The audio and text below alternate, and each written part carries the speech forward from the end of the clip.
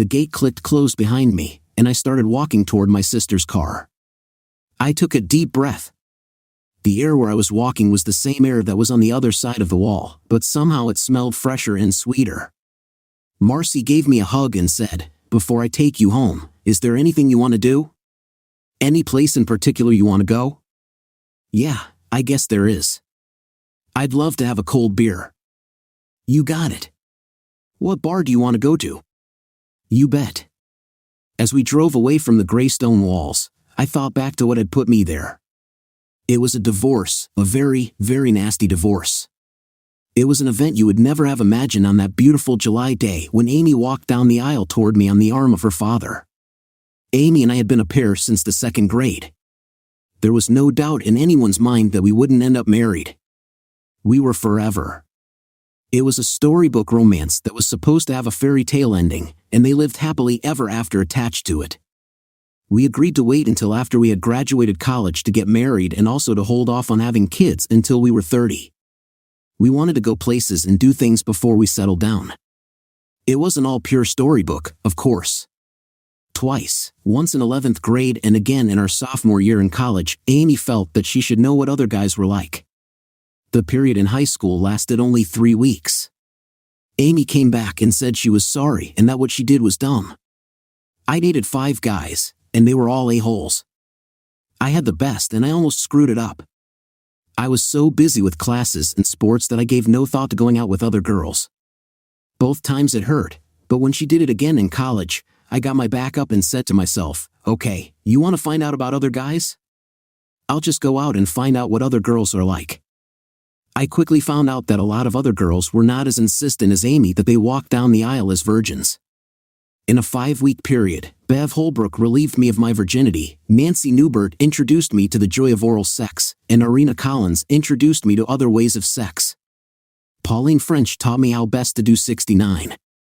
The only fly in the ointment was the thought in the back of my mind that Amy was receiving the same education. It was double standard thinking, and I knew it, but I still felt that I should have been the first one to do those things with Amy.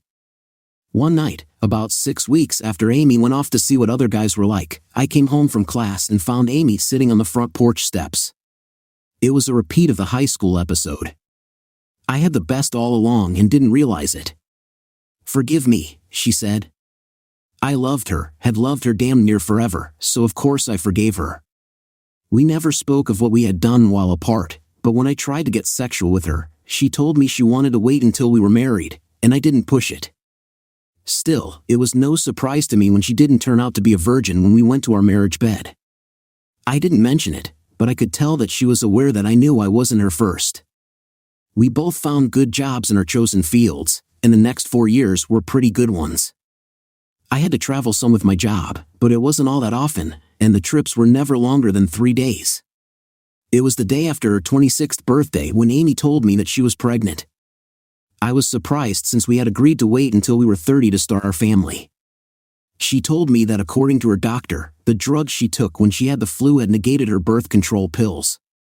9 months later, Brian Lewis joined us. Amy was only off work for 6 weeks. The place she worked had a daycare center in the building, so she started back to work and took Brian with her. 9 months later, she said that now we had started the family she wanted to have, she wanted the next one so the two would be close together and easier to raise. I didn't much care, so I said okay, and 6 weeks later, she told me I was going to be a daddy again. In her 8th month, she said that she thought 2 kids were enough and would I mind if she had her tubes tied. My attitude was that it was her body, and if she didn't want to spend 9 months walking around pregnant, who was I to say she had to? A month later, we were blessed with Susan Marie. As with Brian, Amy was only off work for 6 weeks, and then she went back to work, taking both babies with her. Over the next 6 years, Amy and I were both promoted twice, and we were making pretty good money between us. We seemed to be the perfect couple. We rarely argued over anything, and we were still pretty active in the bedroom. We were averaging 3 times a week, which I was led to believe was pretty good when compared to other couples with children married the same length of time. We had similar likes and dislikes, enjoyed going places and doing things with each other, and were happy to see each other when we got home from work every day. But the happy home life and loving couple thing was a lie, as I found out one day in July. I had flown to Denver to visit one of our suppliers and see if I could find out why they were having trouble meeting their delivery dates. It was scheduled as a 3-day trip, but when I got there, I found that the company had been seized earlier in the day by the IRS for non-payment of payroll taxes. It turned out that the company had been in financial trouble for some time. I turned around and headed back to the airport to catch the next flight home. It never occurred to me to call Amy and let her know I was coming home early, which was a good thing because if I had called, I might never have found out what I did. I got home at 5:20, and Amy wasn't home from work yet. I thought about starting dinner but then decided to take Amy and the kids out for dinner. I was in the room that we had set up as a home office when I heard the garage door opener start to run, which told me that Amy was home. By the time I went through all of the motions to save my work and then back out of the computer program I was in, Amy was coming into the house. I was just opening the office door when I heard Amy say, "Stop that," and a man's voice say, "You don't want me to stop it, and you know it." Matter of fact, I don't even want to wait until we can get to the bedroom. I think I wanted you over the back of your couch. Jesus, you have to be the horniest man I've ever known. Yes, sweetie, and you love it. Well, it is kind of nice over the back of the couch. Do I get to take my panties off, or are you just going to push them to the side? Take them off. I almost rubbed my meat raw the last time when I just pushed them aside. We definitely don't want to hurt your meat. There was a break in the conversation, then, "Oh yeah, oh God, yes, that feels so good," followed by the sound of flesh smacking flesh, along with all the moans and sounds from Amy that I was so familiar with, sounds that had me dying inside. I took out my cell phone, set it to take pictures, and then headed toward the living room. I knew who I was going to see when I walked in on them, Amy's supervisor at work, whom I'd met at Amy's company Christmas parties, picnics, and other company social events. Amy had no way of knowing that I was home. I had dropped my car off at the dealership for a factory recall on the brakes on my way to the airport, and it wouldn't be ready until the next day, so I had taken a cab home from the airport. They were going to be very surprised when I walked in on them. I got 5 good pictures of them before they realized I was in the room, and I got 3 more as they frantically pulled apart. I dropped my phone into my pocket and headed for him. I read what I planned to do on my face, and unfortunately, at least from my standpoint, I wasn't between him and the door. Fortunately, at least for him, he hadn't taken off his pants to screw Amy and instead had just unzipped and started with her. Thus, he was able to turn and head for the door before I could get to him. I still might have gotten my hands on him, but as I went by Amy, she stuck out her foot and tripped me. By the time I regained my balance, he was out the door and gone. I turned and walked past Amy into the kitchen, got the phone book out of the cupboard where we kept it, and paged through it until I came to Harold Bartram. I picked up the phone and was punching numbers into it when Amy walked into the room and asked, "What are you doing?" "Calling Janet Bartram so I can share the news with her." Amy hurried over and pulled the phone cord out of the wall socket as she said, "Don't do that. You will just cause problems." "You don't think we already have problems?" "I mean, between Hal and Janet, it's okay for Hal to screw up my life, but I have to be careful not to screw up his." "It isn't that. There's no need to hurt Janet. She's an innocent party here." "I don't see it that way. She is married to a cheating a-hole, and she needs to know it. If she accepts it, fine. But starting now, I intend to make his life a living hell.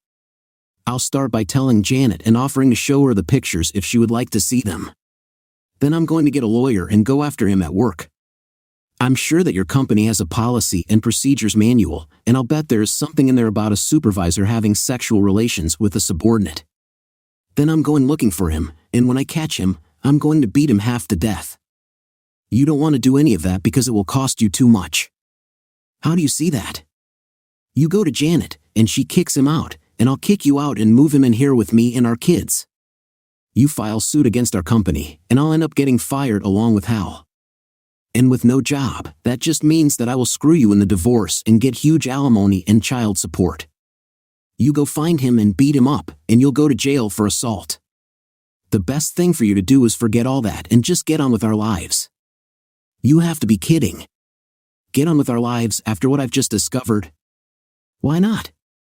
Hal and I have been getting together for a long time, and it has never hurt us. We have a good life. I've been a great wife to you.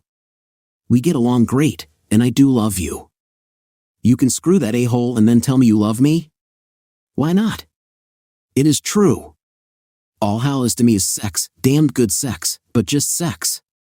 Nothing like adding insult to injury. I catch you cheating, and you tell me I'm no good in the bedroom. I didn't say that you were no good in the bedroom. Then why are you screwing other men? I'm not screwing other men.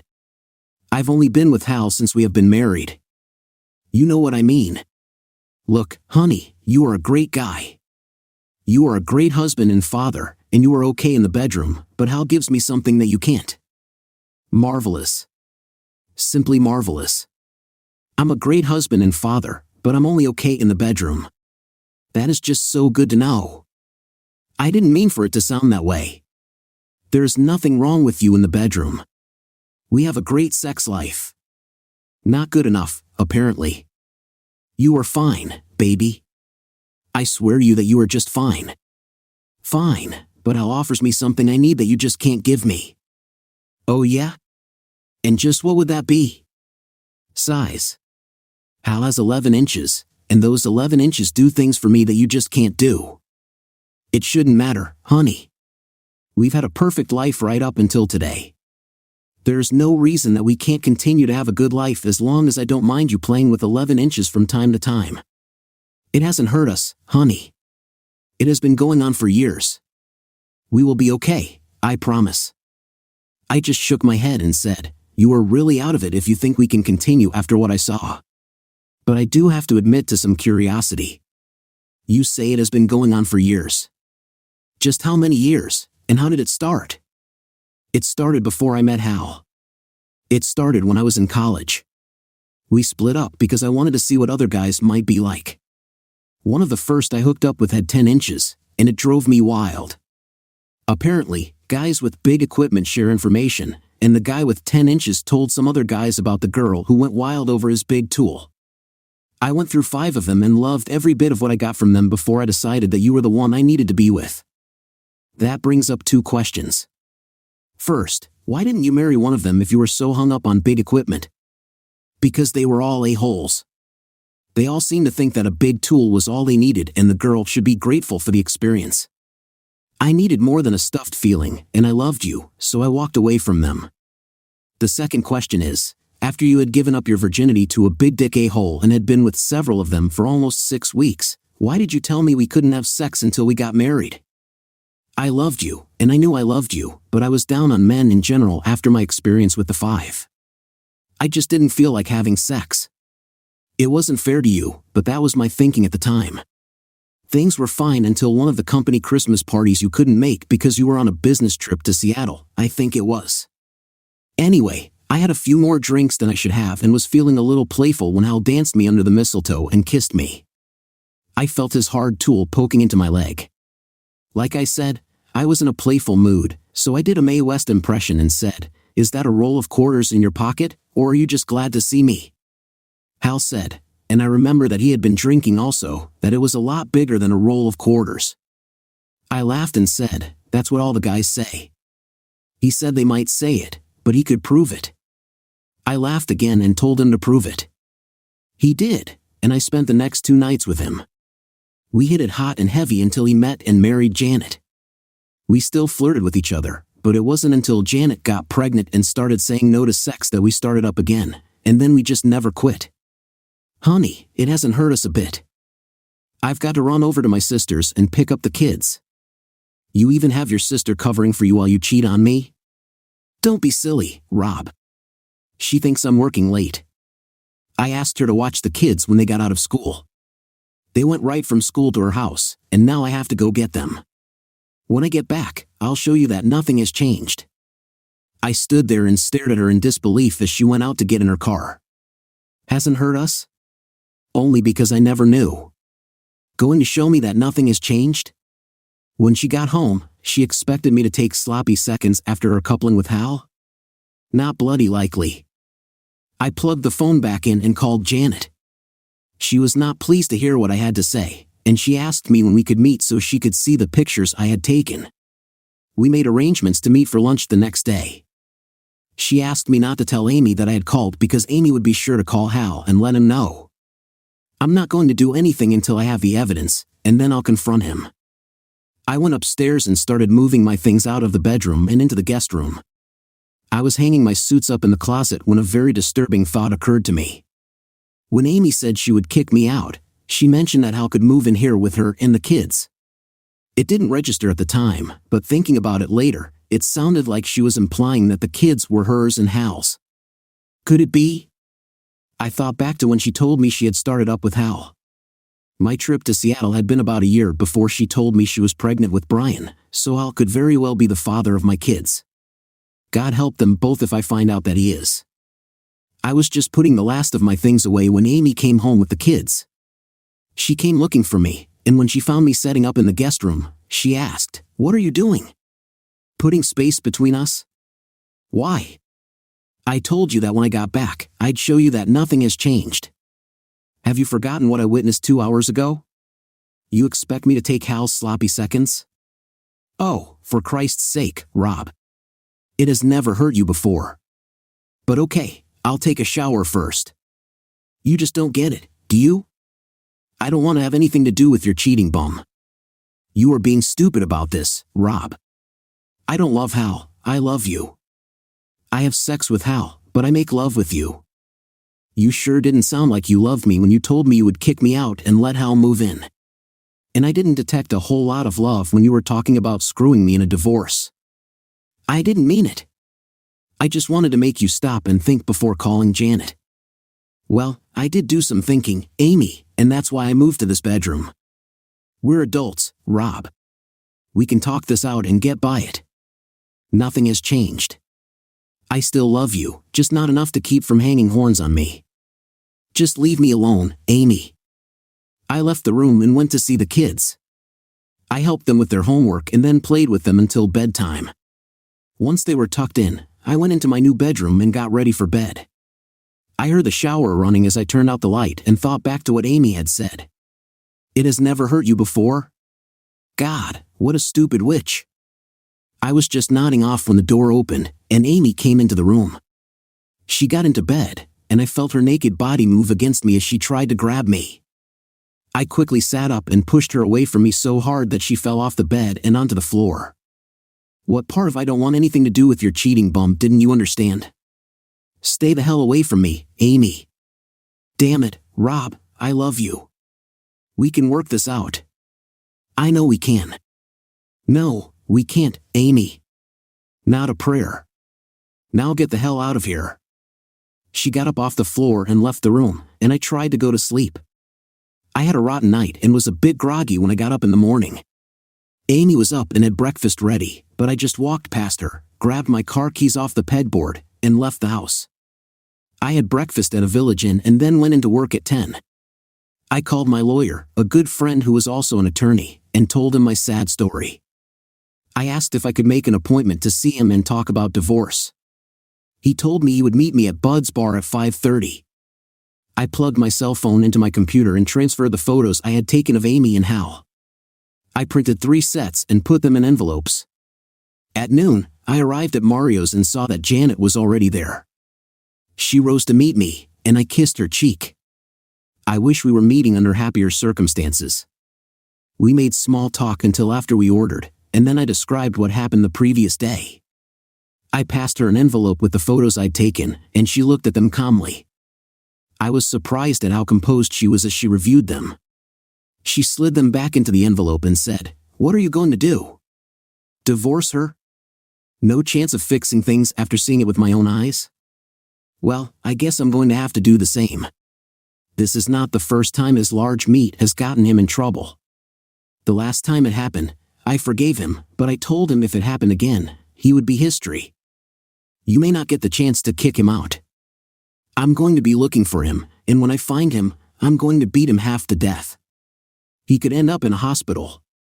You could take all of his stuff and stack it up in his hospital room. If you do catch him, kick him a couple of times in the balls for me." "I'll do that," I told her, and then we got up and left. My meeting with Mike only confirmed what I already knew. We lived in a no-fault state, so everything would be split 50-50ths. Amy would get the kids, and I would end up paying child support. But since our incomes were pretty much equal, I wouldn't have to pay alimony or separate maintenance, as it was called in our state. I told him I was concerned that the kids might not be mine, and he advised me to have a DNA test. I gave him 2 sets of the photos and told him I wanted Bartram sued for alienation of affections and the company where they both worked sued for not enforcing their policy against fraternization between supervisors and their subordinates. Are you sure you want to do that? It could cost Amy her job, and you would likely end up paying separate maintenance. I don't care, Mike. Just do it. We discussed a few other things, and he cautioned me against moving out of the house and giving her possession. I couldn't throw her out because of the kids, so I should just do my best to coexist until the situation regarding the divorce firmed up and the court gave directions. Let the courts decide who stays and who goes, but be aware that the courts in this state almost always side with the wife if there are children involved. You're in for a rough ride. But are you sure that you and Amy can't work things out? Just look at the pictures. They don't have the sounds that I heard when I watched the 2 of them, but the visual and the sound are burned into my brain.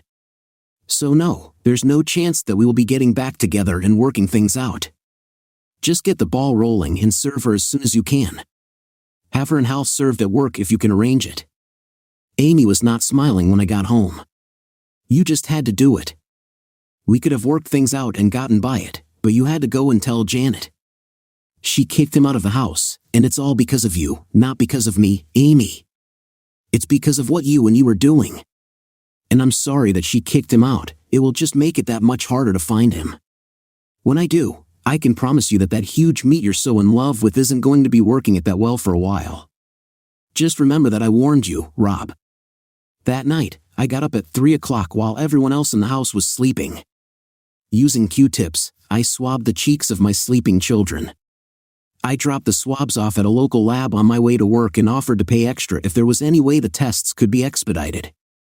The words "just remember that I warned you, Rob" from Amy echoed in my mind as I was at the bank when the doors to the lobby opened at 9 o'clock. I cleaned out all of the accounts in the safe deposit box and went down the street to another bank to open an account in my name only. I'd have to account for it later on in the divorce, but at least I would have the funds to make the house payments and take care of the kids. Back at the office, I had another thought and called to cancel all of our joint credit cards so Amy couldn't run up the balances with cash advances. It was a good thing I had done that because when I got home that night, a man walked up to me, handed me an envelope, and said, "You were served. I would suggest you move at least 500 feet from this house because there is a temporary restraining order in that envelope." I opened the envelope, and there was indeed a restraining order saying that I couldn't come within 500 feet of the house, Amy, or the kids. Her attorney obviously worked a lot faster than Mike, but I guess in his defense, he didn't know that speed was required, and neither had I. I looked up at the house and saw Amy standing there smirking at me. I backed the car out of the driveway, drove down to the corner, and called Mike on his cell. I updated him and asked how I could get into the house to retrieve my things. He told me he had some friends in the sheriff's department and would see what he could do and call me back.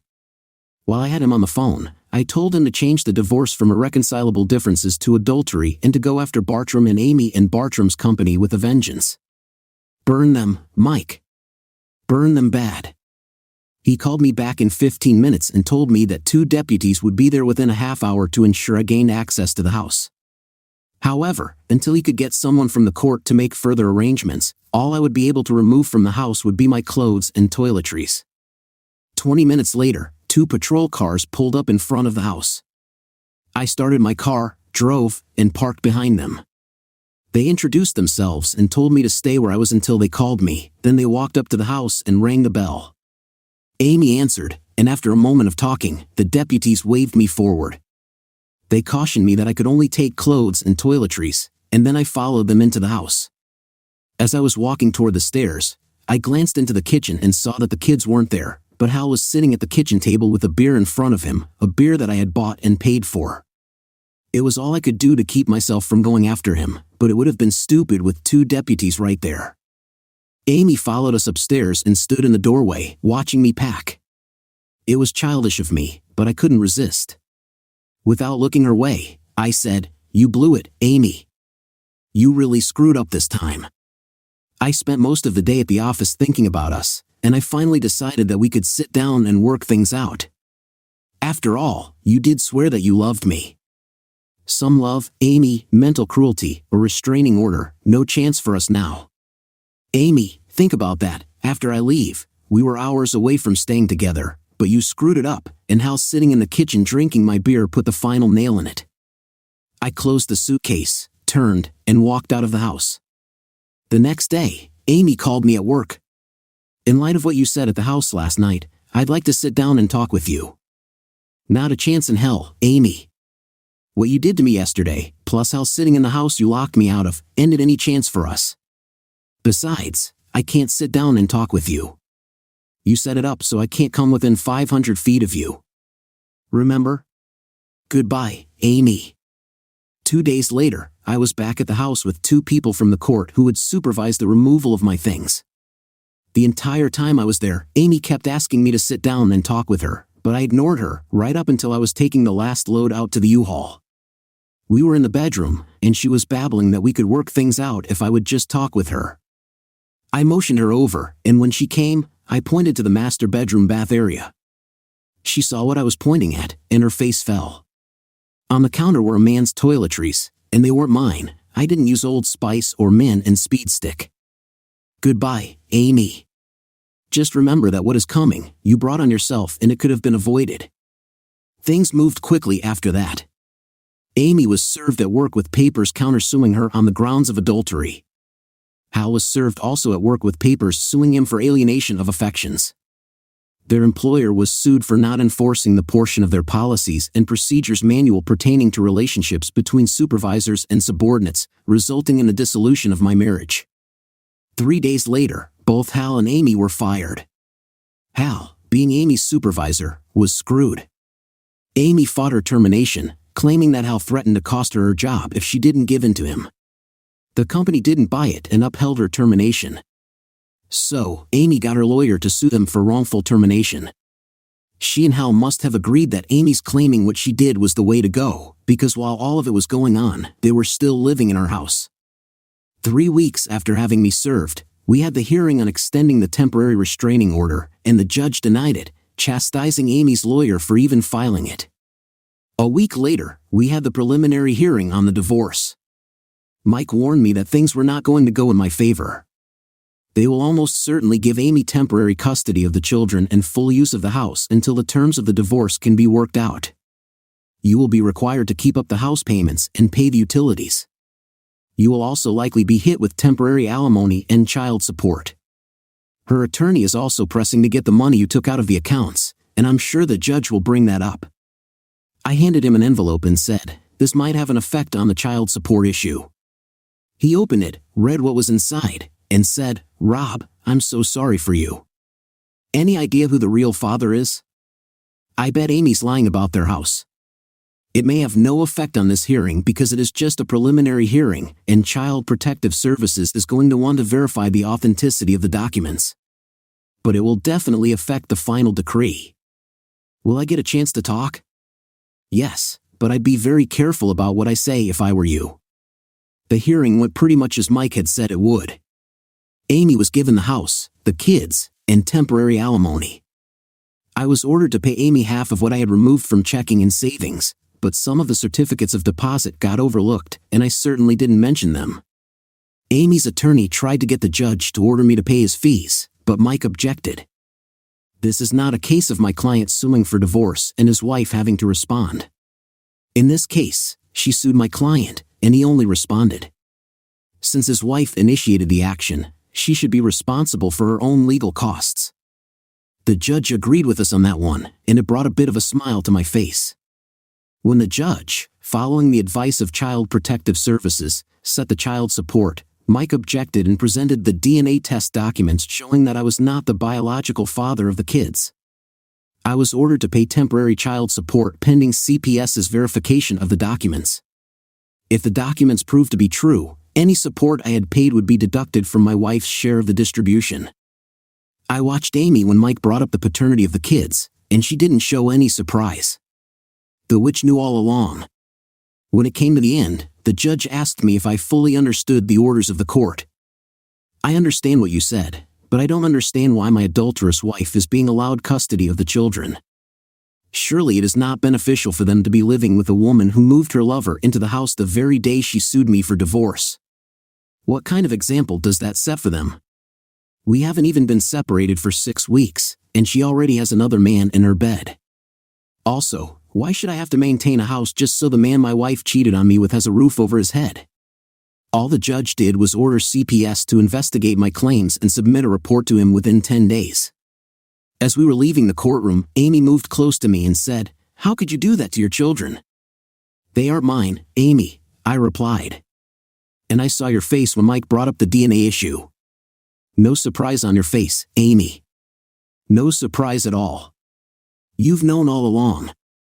Just one more thing that I owe you for." "Yeah, right. Whatever.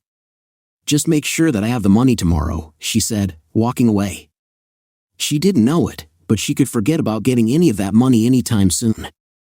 I figured I could stretch it out for weeks before they hauled me into court and threatened me with contempt if I didn't pay. Even then, I could probably hold off another week or two. The day after the hearing, Mike called me and told me that Amy's ex-employer had offered a settlement.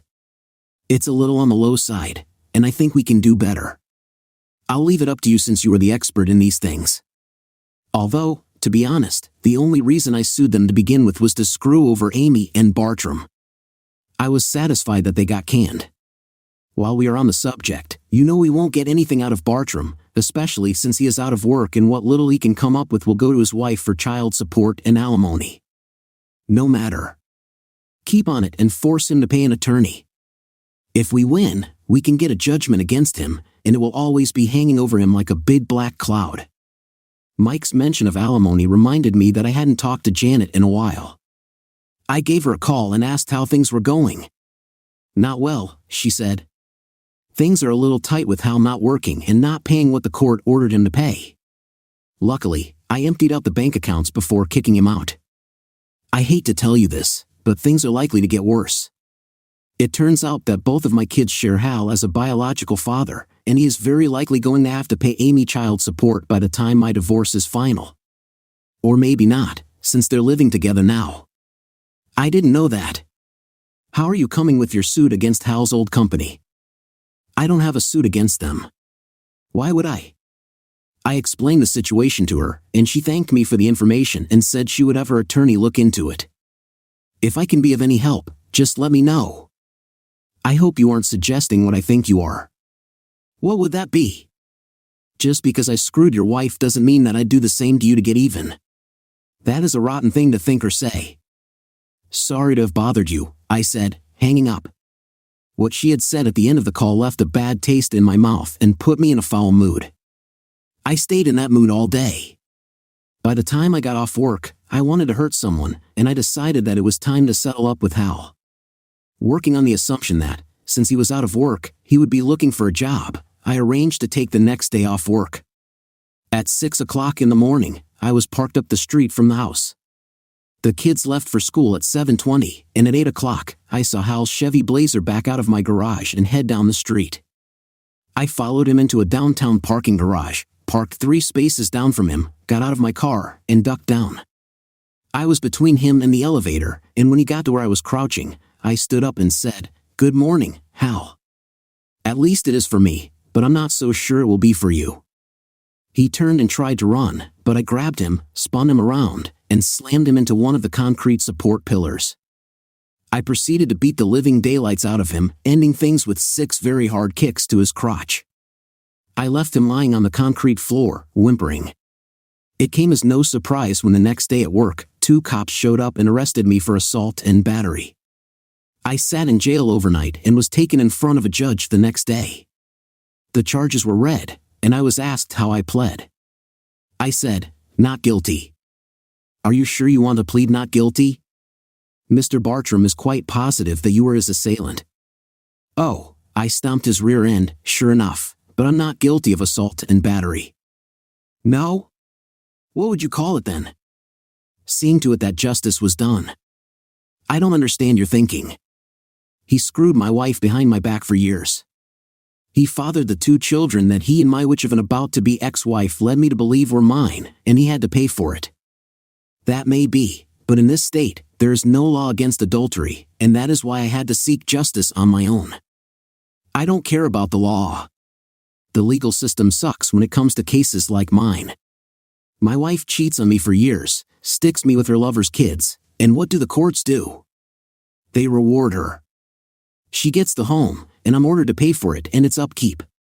And while I'm doing it, she moves her lover in. I end up paying for him to have a roof over his head. I have to pay her cheating bum alimony, and when the divorce becomes final, she will get half of everything. She cheats, and the courts reward her, while the wrong party, me, gets it broken off in him by the same legal system you were touting. If the law won't do right by me, then I have to do it myself. You still broke the law, and by your own admission, you acknowledge that. No, I am not. I am admitting to seeking the justice that I am owed. I'm perfectly willing to let a jury hear my story and decide. You may be willing, but I have no intention of allowing the court's resources to be wasted on trying the case. You have admitted in open court that you, as you put it, stomped his bum, so I have no choice but to find you guilty and sentence you to 6 months in the county facility at Fairmont. Thank you. I beg your pardon? You just helped me get some justice where my wife is concerned. For 6 months, she will receive no alimony or child support. The house payment won't be made by me, and since she was fired from her job, she has no money and won't be able to make a house payment. The house will go into foreclosure, and she and her lover will be kicked out onto the street. And that 6 months in jail means that I'll lose my job, so she won't be able to get any money from me when I get out. So yes, thank you. You would throw away the equity in your house? What equity? We took out a second mortgage to put in central air conditioning and a swimming pool. If we sold it, we would get enough out of it to cover costs and commissions, with maybe a couple of thousand to split between us. I'd rather see that she loses even that much. I wouldn't get anything out of it anyway. By the time I get out of jail, I'll owe her 6 months of back alimony, and I'm sure that this wonderful legal system of yours would see to it that my share of the proceeds would be seized and given to her to cover the arrears. The judge just shook his head. I spent 4 months in the county jail. Mike came to visit me once a week, and on his 3rd visit, he said he had an offer from Amy's old company that he thought we should take. I told him to take it, cash the check as soon as he got it, and put the money somewhere Amy couldn't get to it. At the end of my 1st month, I had a surprise visitor. Amy came down to see me. When you're in jail, they don't let just anyone visit you. You have to give them a list of people you are willing to see, and if anyone not on that list comes to see you, they come to you and ask if you want to see the person. Amy was not on my list, but curiosity made me agree to see her. I took a seat across from her with the visiting room partition between us, and Amy smiled and said, "Orange is not your color. My wardrobe in here is somewhat limited." "What do you want, Amy?" "I want you to arrange for me to get some money. The house payment is due, and the utility bills need to be covered. I haven't had much luck finding a job, and things are getting tight. It is a struggle to put food on the table for the kids. If your A****Cole lover had taken his beating as just dues for screwing my wife instead of filing charges against me, I wouldn't be in here, and your money worries wouldn't be so bad. But he did put me in here, so take your money problems to him. As for food on the table for the kids, let him feed them." "How can you say that?" "True, he was the sperm donor, but you were their dad. You're the only father they have ever known. They don't know anything about how they know that he is in our house and that you were screwing him while, by the way, you were still married to me. What I'm saying is that you are their father, Rob. You have been there for them since day one, and you love them to death right up until finding out about Hal and me. You can't just turn that love off, Rob. They did nothing to hurt you. Hate me, but don't take out what I did on them. The problem, Amy, is that if I give you money for food, it won't be just the kids eating that food. I'd be feeding you and Bartram as well. I've loved you too long to ever raise my hand against you and do what I did to Bartram, but it won't bother me at all to watch both of you starve. You don't care that we will lose the house if you don't help? You mean the house you locked me out of, the house you screwed your lover in whenever you could? That house means nothing to me since you moved Bartram into it. You need to look harder for work, Amy, and you need to push Bartram to step up since he is now the head of your household. He's having trouble finding work, and what little he does come up with Janet manages to get. Well, at least he has that big tool that you are so in love with, so things aren't a total loss for you. That's a laugh, Rob. It hasn't worked all that well since you worked him over. Amy, I'm so sorry. I messed up your life. What is it they always say? Life's a B asterisk asterisk asterisk H. I got up and walked away. My only other regular visitor was my sister Megan.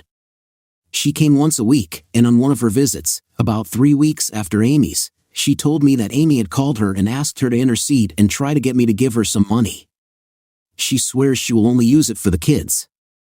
I think you ought to do it, Rob. I don't want to see the kids suffer, but my plan is to go for full custody when I get out, and my only hook is to be able to show that she can't take care of them properly and that she is setting a bad example by living in sin with Bartram. If she and their whole biological father can't even feed them, the courts will have to give me a look. The fact that I want them, even though Bartram is their sperm donor, should show how much I care for them. If I give her any help, it will defeat my purpose. Besides, I don't care what she says because I don't trust her. She stabbed me in the back with a smile on her face for over 6 years, so there is no way I'll ever believe a word she says. Are you going to get upset with me if I help them? I'm in jail, Megan. I can't stop you from doing anything you want to do. Megan did help them, but not with money. She bought the kids some clothes and maybe once a week she took some groceries over to them. For Megan, I found out that Amy had finally managed to find a decent paying job, and I also learned that things were not going all that well in the household. It seems that since Bartram couldn't find a job worthy of him, he stopped looking altogether. There were jobs out there, but apparently, they were beneath him or didn't pay enough to suit him. From visits with the kids, Megan found out that Bartram and Amy argued a lot about his sitting around the house all day. I got a huge smile out of that. In my 3rd month, I received another surprise visitor. Janet showed up on visiting day. Since she wasn't on my list of visitors, they asked me if I was willing to see her. As with Amy, curiosity got me to say yes. I remembered our last conversation and wondered why she wanted to see me. There was a touch of déjà vu when I sat down across from her and she said, "Orange is so not your color." I've been told that. What brings you here? Guilt. Guilt? What are you guilty of? Guilty of treating you shabbily. Oh, when was that? The last time we talked on the phone. I was in a rotten mood and down on men in general, but that was still no reason for me to say what I said to you, and I apologize for it. Well, I do admit that it pissed me off, but no real harm done. Also, I wanted to thank you for one small pleasure you gave me. I gave you a small pleasure? You didn't know it, but you did. One of my sorority sisters from college is a nurse at our doctor's office, and Hal still goes to that doctor. Marcia tells me that Hal has been in several times to talk to Dr. Marlin about real problems he's having. It seems you did a number on his genitals, and he's having a hard time getting it up and keeping it up. It does my heart good to know that he can't use the thing he used to cheat on me with. You might find some pleasure in knowing that your wife isn't getting any pleasure out of what she cheated on you for. It does. Oh yes, indeed it does. We talked a little more before she left, and she made me promise to call her when I got out. I spent 4 months in the county jail and was released early when overcrowding became a problem. I qualified because I had already served 2/3 of my sentence, and even though I was in for assault, which is a violent crime, I was not considered a danger to society. Mike was waiting for me to give me a ride when I was released. He drove me to a motel with weekly rates, and I took a room until I could find an apartment. On the drive, he brought me up to date on things. Amy isn't fighting the divorce, but she is going to fight for custody of the kids, alimony, and even child support, even though I don't believe she has a chance in hell of getting it. Now that you're out, I'll petition for a hearing, and after that, it will just be a matter of time. Have you decided what you're going to do with the settlement check you got from Amy's employer? Just put it somewhere out of Amy's reach until the divorce is final. Now that you're out, you can expect to be dragged back into court over the funds you were ordered to pay Amy. No biggie. My excuse will be that I couldn't very well get the money for her while I was locked up. They will say that you could have made arrangements and let the witch know where I bank. No way she would find a way to get all of what was there, and given the way courts in this state bend over backwards for women, that would probably help her. The B***H stabbed me in the back and lied to me for years. No way would I trust her not to screw me if she could. The next morning, I swung by work and asked Frank if he had any openings. He told me to get my bum to work and not bother him with stupid questions. That afternoon, I called Amy and told her that I wanted to see the kids. She laughed at me. When I see some money, you can see the kids. I hung up on her and called Child Protection Services. I told them that I wanted to see the kids and that Amy refused to let me. I was informed that it was her right. If she didn't want me seeing them, she could refuse. We checked out your documentation, and it was correct. You are not the paternal parent, and she is the maternal parent, so she is in control. Your visitation rights, if any, will have to be decided by the courts. Whether or not you are required to pay child support is also something to be decided by the court. You are currently under a court order to pay support, so you will need to go to court to get that order lifted. I guess I can take it from your attitude that my chance of getting custody of them is unlikely. I'm not at liberty to discuss what our recommendations to the court might be. I thanked her for her time and hung up. I called Amy back and told her I would be over to see the kids at 7 and that I'd have money with me. I'm not leaving you alone with them. I'll be there during your entire visit.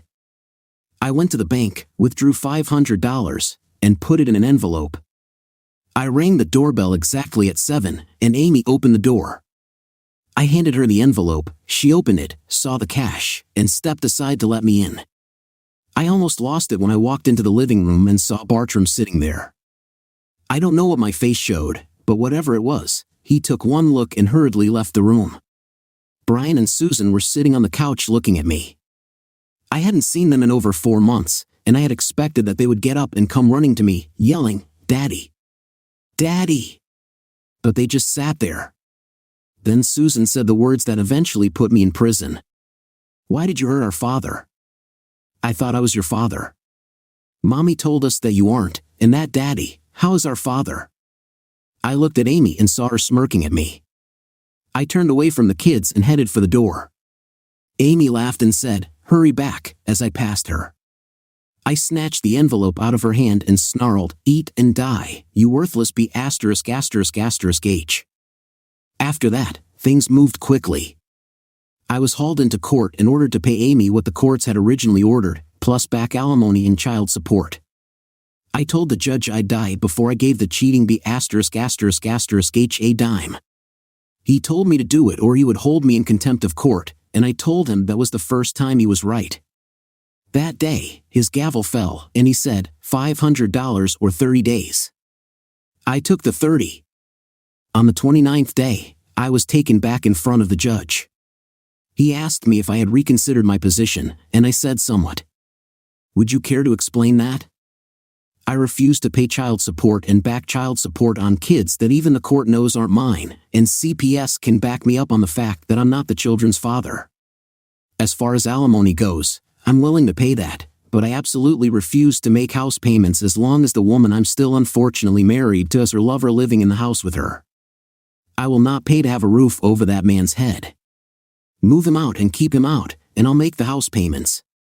You are saying that CPS knows that you are not the father of the children? They do. I will continue this hearing until tomorrow and until I can check out your statement with CPS. As I was let out of the courtroom, I saw the look on Amy's face. She knew that the child support ruling was going to go in my favor, and she was pissed. She was so sure that she was going to be able to stick it to me again. I was back in court the next morning, but the outcome was less than satisfying. The CPS investigation report showed that I was not the father of the children and that Hal was indeed living with Amy. The judge threw out the child support and reduced Amy's alimony by a third, which he made retroactive. But I was still ordered to pay the mortgage on the house. Then he surprised everyone, especially Amy, when he said that, inasmuch as Mrs. Ludi has taken a lover, she could be responsible for all the utilities and insurance on the house. Until that moment, I had been prepared to say screw you and take another 30 days, but I suddenly decided to pay up. My thinking on it was a bit on the weird side. Amy would be pissed at what the judge had done, but seeing me go back to jail would cheer her up, and I decided that I needed to deny her that.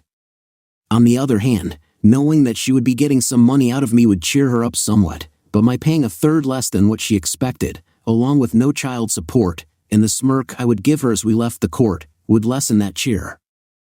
The judge ordered that the funds be in the hands of the court within 48 hours, or he would issue a bench warrant for my arrest. The smile and smirk I gave Amy as I left the courtroom seemed to piss her off, and that made my day. I was taken back to the jail, processed out, and then headed for a restaurant for a decent meal. After eating, I stopped by my sister's to pick up my belongings that she had retrieved from my motel when I went to jail. We talked for a while, and I brought up the way Amy had brainwashed the children. Megan told me not to take it to heart. They're just kids, and since you weren't around, the only one talking to them was Amy. Young kids are impressionable. You will get a chance to talk to them. But I never did. At the final decree hearing, I was rocked back on my heels. Amy was given full custody, and I was not even given visitation rights. The CPS report stated that the mother and the biological father of the children felt that I would be too much of a disruption in their lives. Since the biological father was going to marry the mother and create a family unit, the children's interests would be best served by not having me in their lives. The judge then ordered that Amy be given the use of the family home until the children turned 18, at which time the house could be sold and the proceeds split between us. There was a stipulation added that if Amy married, the home could be sold. The reduced alimony was left in place, and I was required to pay it for 3 years or until Amy remarried, whichever came first. I was livid when I left the courtroom. As I passed by Amy, she smiled at me and gave me the finger. I stewed over it for about a week, and finally, I snapped and began making plans. I'll freely admit that I wasn't thinking clearly, but I had been screwed over enough by Amy, and I just lost it. I canceled the homeowner's insurance and began watching the house, waiting for my opportunity. Days after I canceled the insurance, I got a phone call from Amy. The mortgage company called and said you can't cancel the insurance. I did.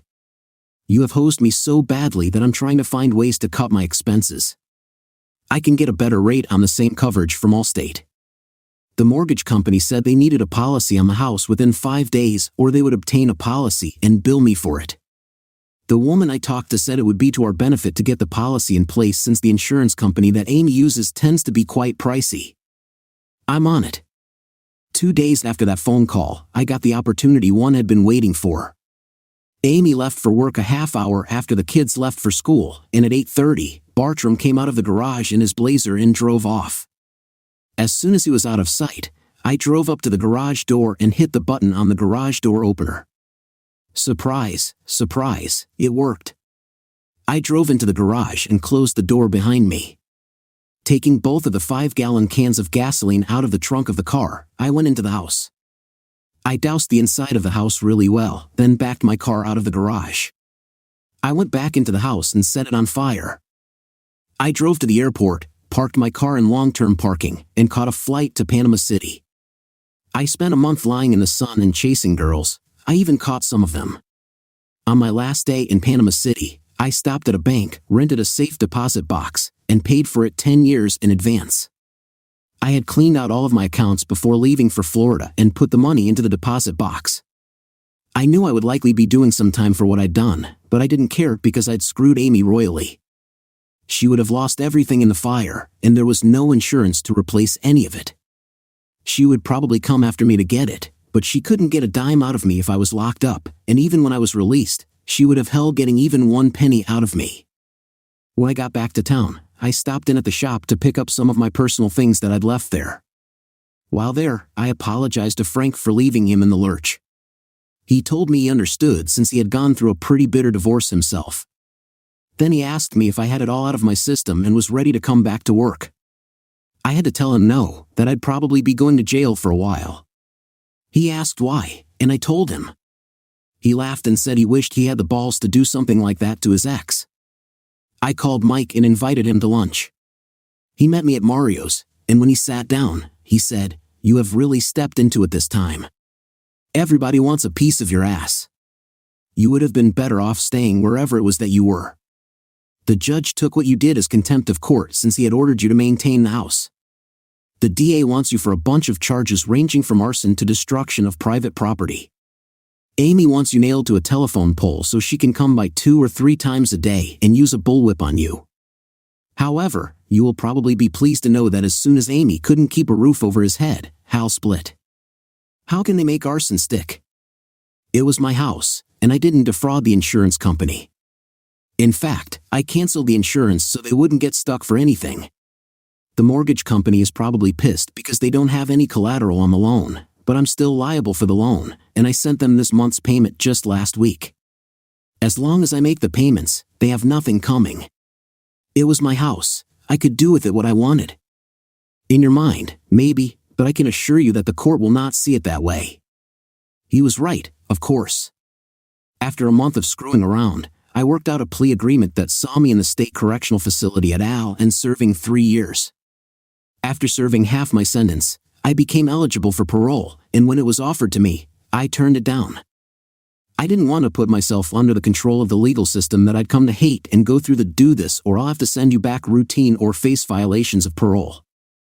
I was released in 2.5 years with time off for good behavior, and I had regular visits from Mike, my sister, and even Frank, who kept making me promise to come and see him when I got out.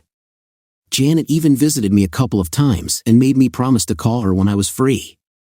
While I was in, I managed to file for bankruptcy and was able to discharge all the judgments against me except for the one from the IRS. It seems that my claiming the interest on the house when I filed my taxes, yes, boys and girls, even in prison the IRS requires you to file if you had any income for that year, violated one of their rules, since the house didn't actually exist anymore. As Megan and I sat at the table in Bud's bar and I drank a cold PBR, Megan asked me what was next.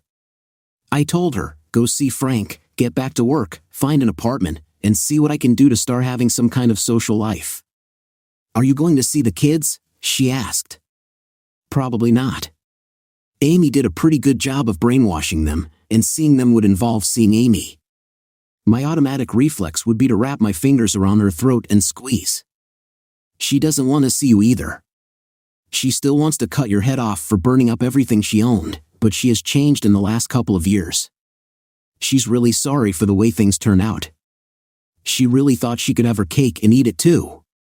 She swears she loved you, and Hal was only sex. You were never supposed to find out about him. Anyway, she has indicated that she wouldn't be against your having a relationship with Brian and Susan. Well, isn't that big of her, especially after telling them I wasn't really their father? Give her some slack, Rob. What she was doing is what you were doing. You were both acting out of spite, and the kids were caught in the middle. They have spent several weekends with me, and I can tell you that they miss you. You need to reconnect with them. I don't want to see Amy. If you can arrange with her to pick them up and take them to your place, we can see how it goes. I stopped in and saw Frank, and he told me I could start back whenever I was ready. I asked him to give me a week to get used to being out. I flew down to Panama City, got my money out of the safe deposit box, and flew back home. I settled up with the IRS, found an apartment, and called Janet to ask her out to dinner. I did reconnect with my kids and started seeing them every other weekend. Janet and I dated several times, but it was obvious that all we were ever going to be was friends. I did find a girlfriend, and it looks like I will be saying I do in the not-too-distant future. She has to be a great person to be willing to take on 2 kids just to be with me. Yes, I have the kids now. Amy found a guy and got married, but 2 years into the marriage, he came home early and caught Amy in bed with another guy. Unfortunately for Amy and her lover, her husband wasn't one to grab a cell phone and take pictures like I did. He grabbed a gun and killed them both. We don't have capital punishment in our state, so he got 20 to life. I send him a carton of cigarettes every month along with a thank you card. With Amy gone, I petitioned the court for custody, and it was granted. Now, they are living with me. I guess what they say is true, all's well that ends well, at least for some of us.